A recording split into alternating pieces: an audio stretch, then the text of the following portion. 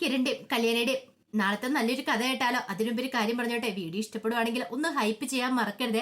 അതോടൊപ്പം തന്നെ കിരണിന്റെയും കല്യാണിന്റെയും കഥ ഏകദേശം അവസാന ഭാഗത്തോടെ അടുത്തോണ്ടിരിക്കുകയാണ്. ഇനിയിപ്പോ അധിക ദിവസങ്ങളൊന്നും ഉണ്ടെന്ന് തോന്നില്ല. കാരണം ഗംഗാപ്രസാദിന്റെ കൊലയാളിയെ തേടി CI മാർട്ടിൻ അങ്ങനെ പരക്കം പായുന്നുണ്ടായിരുന്നു. ഒടുവിൽ അയാൾക്ക് ഉത്തരം കിട്ടുന്നുണ്ട്, ആരാണ് ഗംഗാപ്രസാദിനെ കൊന്നേന്നൊക്കെയുള്ള അതിന്റെ കുറച്ച് കഥകളൊക്കെയാണ് നാളെ നമ്മൾ കാണാൻ പോകുന്നത്. ഇന്ന് തന്നെ നമ്മൾ കണ്ടു, മനോഹർ ഒടുവില് വിക്രത്തിന്റെ കഴുത്തിന് കയറി കുത്തിപ്പിടിക്കുകയാണ്. ആ സമയത്താണ് ഹെടാന്നൊരു ഒറ്റ വെളി. തിരിഞ്ഞു നോക്കി കഴിഞ്ഞപ്പോ വാർഡൻ, നീയൊക്കെ എന്താടാ പരസ്പരം കൊല്ലാൻ തീരുമാനിച്ചാണോ ഇങ്ങോട്ടേക്ക് വന്നേന്ന് ചോദിച്ചു. അത് കേട്ട് കഴിഞ്ഞപ്പോഴത്തേനും മനോഹർ പറഞ്ഞു, എന്റെ സാറേ, ഇവനെ കൊണ്ട് ഒരു പൊറുതിയില്ലെന്ന് പറഞ്ഞു. ഇവന്റെ അഹങ്കാരത്തിന് ഇവൻ പുറത്തിറങ്ങി കഴിഞ്ഞിട്ടുണ്ടെങ്കിൽ വീണ്ടും കൊലപാതകം ചെയ്യുന്നു പറഞ്ഞുകൊണ്ട് ഇരിക്കണേന്ന് പറഞ്ഞു. അത് കേട്ട് കഴിഞ്ഞപ്പോ വാർഡൻ പറഞ്ഞു, എടാ മര്യാദയാണ് മര്യാദ, അല്ലെങ്കിൽ ഉണ്ടല്ലോ രണ്ടെണ്ണത്തിടെ ഞാൻ വെച്ചു തരും, അറിയാലോ. ജയിലാന്ന് പോലും ഇല്ല, പരസ്പരം കലഹിക്കുന്നു. രണ്ടവന്മാർ ഇവിടുന്ന് പോയി, എന്നിട്ടോ രണ്ടവന്മാരുടെ പൊടി പോലും ഇല്ല. ഒരുത്തൻ തീർന്നു, ഒരുത്തൻ ജീവിച്ചിരിപ്പുണ്ടോ ചത്തോന്ന് പോലും അറിയത്തില്ല ആ ഗംഗാപ്രസാദ്. എടാ വിക്രം, ഇനി നീ പരോളിന് ഇറങ്ങിയിട്ടുണ്ടെ നിന്റെ അവസ്ഥയും ഇതൊക്കെ തന്നെ ആയിരിക്കും. വെറുതെ എന്തിനാടാ ഉള്ള ജീവൻ കൊണ്ടേ നശിപ്പിച്ച് കളയുന്നേ, അതിന്റെ ആവശ്യം ഉണ്ടോന്ന് ചോദിച്ചു. വിക്രത്തിന് നല്ല ദേഷ്യം വന്നു. പക്ഷെ വാർഡനല്ലേ എന്തേലും പറഞ്ഞിട്ടുണ്ടെ തല്ല് കിട്ടുമെന്നുള്ള കാര്യം ഉറപ്പായി. അതുകൊണ്ട് പിന്നെ ഒന്നും മിണ്ടിയില്ല. അയാൾ അങ്ങോട്ട് പോയി കഴിഞ്ഞപ്പോ മനോഹറിനോട് പറഞ്ഞു, നിന്നെ ഞാൻ എടുത്തോളാന്ന് പറഞ്ഞു. നീ ഒന്ന് പോടാ അവിടുന്ന്, നീയല്ല നിന്നെക്കാളും വല്യോ വന്നാലും എന്നെ ഒന്നും ചെയ്യാൻ പറ്റില്ലടാ, എനിക്കിപ്പോ ഒരു പേടിയില്ലാന്ന് പറഞ്ഞു. അതും പറഞ്ഞിട്ട് മനോഹർ തന്റെ ജോലി തുടർന്നു. ആ സമയത്ത് CI എല്ലാവരുടെയും ഫിംഗർ പ്രിന്റ്, അന്ന് ആ കല്യാണത്തിന് വന്ന എല്ലാവരുടെയും ഫിംഗർ പ്രിന്റും കാര്യങ്ങളൊക്കെ കളക്ട് ചെയ്തിട്ടുണ്ടായിരുന്നു. ഏതെങ്കിലും ആയിട്ട് മാച്ച് ചെയ്യുന്നുണ്ടോ, കാരണം ആ കിട്ടിയ ആ കമ്പി കഷ്ണത്തില് ആരുടെയും ഫിംഗർ പ്രിന്റ് മാച്ച് ചെയ്യുന്നുണ്ടോന്ന് അറിയാൻ വേണ്ടിയിട്ട് അവിടെ വന്ന് സകലരുടെ എടുത്ത് പരിശോധിച്ച് നോക്കുന്നുണ്ട്. ഒടുവിലാണ് അങ്ങനെ ആ ഒരു വിവരം കിട്ടുന്നത്. ഒരു ഫിംഗർ പ്രിന്റ് മാച്ച് ചെയ്യുന്നുണ്ട് ആ കമ്പിവടിയുമായിട്ട്. അങ്ങനെ അത് നോക്കി കഴിഞ്ഞപ്പോൾ CI ശരിക്കും ഞെട്ടിപ്പോയി. കാരണം അത് വേറെ ആരുടെ ആയിരുന്നില്ല, മനോഹറിന്റെ ആയിരുന്നത്. കാരണം അവന് പരോളിനിറങ്ങിയ സമയമായിരുന്നത് മനോഹർ. അങ്ങനെ മനോഹറിന്റെ ആണെന്ന് മനസ്സിലായി. പക്ഷെ മനോഹർ തിരികെ പരോള് കഴിഞ്ഞപ്പോ ജയിലിലേക്ക് പോവുകയും ചെയ്തല്ലോ. അപ്പൊ അവനായിരിക്കണം ഗംഗാപ്രസാദിനെ കൊന്നെ എന്നൊരു ചിന്ത സിയുടെ മനസ്സിലേക്ക് വരുന്നുണ്ട്. അപ്പൊ ഇത്രയും നാളും കിരണിന്റെ അവരുടെയൊക്കെ പിന്നാലെയാണ് നടന്നത്.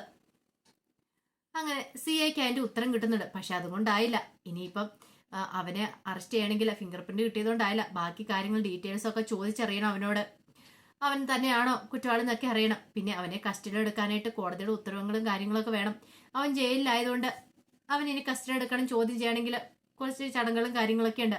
അപ്പൊ അതിന് വേണ്ടിയിട്ട് കോടതി ഉത്തരവിന് വേണ്ടിയിട്ട് CI ശ്രമിക്കുന്നുണ്ട്. ഈ സമയത്ത് കാർത്തിക കല്യാണിന്റെ അടുത്തേക്ക് കല്യാണി ഇങ്ങനെ ഓരോന്നൊക്കെ ആലോചിച്ചുകൊണ്ടിരിക്കുകയാണ്. കല്യാണിയെ കണ്ടു കഴിഞ്ഞപ്പോ കാർത്തി എന്നിട്ട് പറഞ്ഞു, എന്താ കല്യാണി, നീ എന്താ ആലോചിച്ചോണ്ടിരിക്കണെന്ന് ചോദിച്ചു. ഒന്നുമില്ല കാർത്തി ചേച്ചി, എനിക്കറിയാം നീ മിക്കവാറും ആ ഗംഗാപ്രസാദിനെ കുറിച്ചല്ല ആലോചിച്ചോണ്ടിരുന്നേന്ന് ചോദിച്ചു. അതെന്താ ചേച്ചി അങ്ങനെ പറഞ്ഞ്, നിനക്ക് ഇപ്പോഴും ഭയമുണ്ടല്ലേ ഇനിയിപ്പൊ അതിന്റെ പേരില് കിരണിനെയോ അല്ലെങ്കിൽ രതീഷിനെയോ വേലുവിനെയോ ഒക്കെ പോലീസ് അറസ്റ്റ് ചെയ്യുമെന്ന്. അങ്ങനെ ചോദിച്ചിട്ടുണ്ടെങ്കിൽ പേടിക്കൊന്നും വേണ്ട. ഈ പറയുന്ന ഗംഗാപ്രസാദും രാഹുലും ഒക്കെ തീരേണ്ടത് തന്നെയാ. നമ്മളെല്ലാരും അവരെ കൊല്ലാനായിട്ട് ശ്രമിച്ചല്ലേ, എങ്ങനെയെങ്കിലും കൈ കിട്ടുവാണെങ്കിൽ തീർക്കണമെന്ന് കരുതി ഇരുന്നല്ലേന്ന് ചോദിച്ചു. അതേ ചേച്ചി എന്ന് പറഞ്ഞു. പിന്നെ എന്തിനാ വിഷമിക്കണേ? അല്ല വിഷമമില്ല ചേച്ചി, അതുകൊണ്ടല്ല. ഒരു പക്ഷെ കിരണേട്ടന് ഇനി എന്തേലും സംഭവിക്കുവോ? എന്ത് സംഭവിക്കാനായിട്ടാ, ബോഡി പോലും കിട്ടത്തില്ലല്ലോ. പിന്നെ എന്താ ഇനി, കിരണല്ലല്ലോ കൊലപാതകം ചെയ്തിരിക്കുന്നേ, മറ്റാരും അല്ലേന്ന് ചോദിച്ചു. അത് ശരിയാ ചേച്ചി, എന്നാലും പേടിക്കൊന്നും വേണ്ട കല്യാണി. പിന്നെ രാഹുല്, അവന്റെ കാര്യം അറിയാലോ, അവൻ എത്ര ദുഷ്ടനാണെന്നറിയാലോ.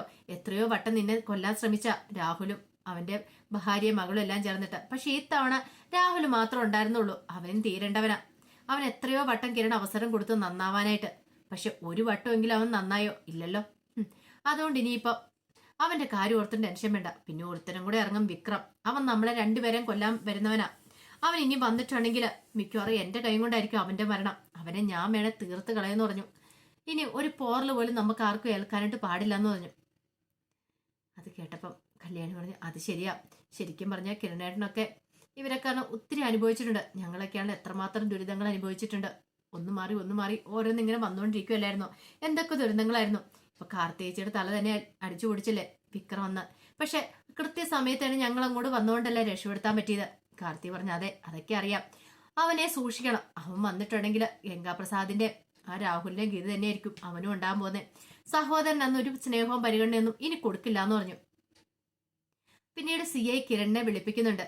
അങ്ങനെ കിരണിനെ പോലീസ് സ്റ്റേഷനിലേക്ക് വിളിപ്പിച്ചു കഴിഞ്ഞപ്പോൾ കിരൺ ഓർത്തു ഇനി ഗംഗാപ്രസാദിന്റെ മരണത്തെക്കുറിച്ചോ രാഹുലിന്റെ മരണത്തെക്കുറിച്ചോ എന്തെങ്കിലും ചോദിക്കാനായിരിക്കും. അല്ലാതെ അയാൾ വിളിക്കില്ലോ. അയാൾക്ക് കുറച്ച് ഈഗോ പ്രശ്നങ്ങളും കാര്യങ്ങളൊക്കെ ഉണ്ട്.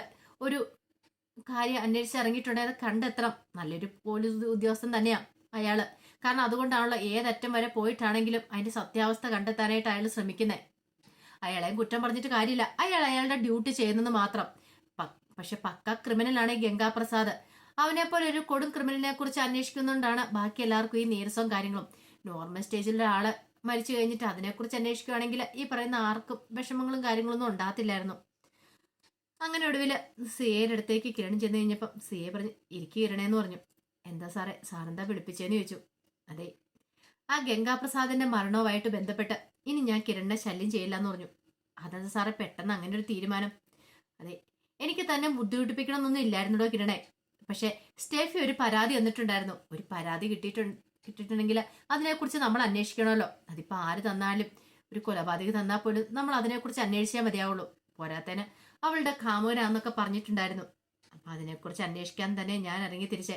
എനിക്ക് നിങ്ങളെ സംശയം ഉണ്ടായിരുന്നു. പക്ഷെ ഒരു കാര്യം ഉറപ്പാ, കൊന്നത് നിങ്ങളല്ലാന്ന് പറഞ്ഞു. അതുകൊണ്ട് നിങ്ങൾ ഇനി ആ കാര്യത്തിൽ പേടിക്കണ്ടെന്ന് പറഞ്ഞു. നിനക്ക് പേടി കൂടാൻ നടക്കാന്ന് പറഞ്ഞു. അപ്പോഴേക്കും കിരൺ ചോദിച്ചു അതാരാ സാറേന്ന് ചോദിച്ചു. അതൊക്കെ ഞാൻ കണ്ടെത്തി കഴിഞ്ഞു, കൊലയാളികളെ ഞാൻ കണ്ടെത്തി കഴിഞ്ഞു. പക്ഷെ ആ ബോഡി അത് ഒളിപ്പിച്ച നിങ്ങളാന്നുള്ള കാര്യം എനിക്ക് വ്യക്തമായിട്ട് മനസ്സിലായി. എവിടെയാ കിരണേ, ആ ബോഡി എവിടെ ഒളിപ്പിച്ചു വെച്ചേക്കണമെന്ന് ചോദിച്ചു. അപ്പോഴേക്കും കിരൺ പറഞ്ഞു എനിക്കറിയില്ല സാറേന്ന് പറഞ്ഞു. അല്ല, കിരണിനറിയാം. കിരണിന്റെ പറമ്പിൽ ആ ബോഡി കുഴിച്ചിട്ടുണ്ടായിരുന്നു. കിരൺ ആ തെങ്ങും തൈ അതിന് മോള് മേടിച്ച് വെക്കുകയും ചെയ്തതാണ്. പിന്നീട് ആ ബോഡി മാറ്റി ഞാൻ അവിടെ വന്ന് മാന്തൂന്ന് അറിയാവുന്നതുകൊണ്ട് ഒന്നെങ്കിലും വല്ല ചുടുകാട്ടിൽ എവിടെയെങ്കിലും കൊണ്ട് ദേപ്പിച്ച് കളഞ്ഞു കാണും അല്ലേന്ന് ചോദിച്ചു. കിരൺ പറഞ്ഞു സാർ ഇനി അതിനെക്കുറിച്ച് അന്വേഷിക്കണ്ടെന്ന് പറഞ്ഞു. ആ സമയത്ത് അയാൾ പറഞ്ഞു അതെ എനിക്കറിയാം, ഈ പറയുന്ന ഗംഗാപ്രസാദ് എത്ര ദുഷ്ടനായിരുന്നു. ഒന്നും രണ്ടുമല്ല, കുറെ കൊലപാതകങ്ങൾ ചെയ്താണ്. എനിക്ക് പേഴ്സണലി അയാളോട് വൈരാഗ്യമുണ്ട്, വിരോധമുണ്ട്, അയാളോട് ദേഷ്യമുണ്ട്. കാരണം അത്രയ്ക്ക് ദുഷ്ടനായതുകൊണ്ടാ. പക്ഷേങ്കിൽ എന്റെ പ്രൊഫഷൻ ഇതായി പോയില്ലേ. എനിക്കൊരു പരാതി കിട്ടേണ്ട അന്വേഷിക്കാതിരിക്കാൻ പറ്റില്ലല്ലോ. അതുകൊണ്ടാണ് ഞാൻ അന്വേഷിച്ചത് കണ്ടെത്താനായിട്ട് ഇറങ്ങി പുറപ്പെട്ടത് തന്നെ. പിന്നീട് കിരണിനോട് പറഞ്ഞു ഇനി ഈ കാര്യത്തിൽ കിരൺ പേടിക്കണ്ടെന്ന് പറഞ്ഞു. അപ്പോഴേക്കും കിരൺ ചോദിച്ചു എന്നാലും അത് ആരായിരിക്കും സാറേ കൊലയാളിന്ന് ചോദിച്ചു. അതൊക്കെ ഞാൻ എന്താണെങ്കിലും അധികം വൈകാതെ തന്നെ പുറത്തു വിടുമെന്ന് പറഞ്ഞു. ഈ സമയം കിരണിന്റെ മനസ്സിലൊരു പ്രതീക്ഷ ഉണ്ടായിരുന്നു. ആരാണെങ്കിലും ശരി അവരെ സംരക്ഷിക്കണം. ആ കൊലപാതകി ആരാണെങ്കിലും ശരി ഗംഗാപ്രസാദിന്റെ അവനെ രക്ഷിച്ചേ മതിയാകത്തുള്ളൂ.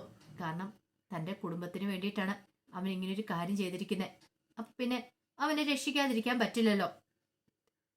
ഒടുവില് CI നേരെ പോകുന്നത് ജയിലിലേക്കാണ് പോകുന്നത്. അങ്ങനെ ജയിലിൽ പോയിട്ട് അവിടുത്തെ സൂപ്രണ്ടിനെ കാണുന്നൊക്കെയുണ്ട്. സൂപ്രണ്ടിനോടും മനോഹറിനെ കാണണം, പിന്നെ മനോഹറിനെ കുറിച്ചുള്ള കാര്യങ്ങളൊക്കെ പറയണം.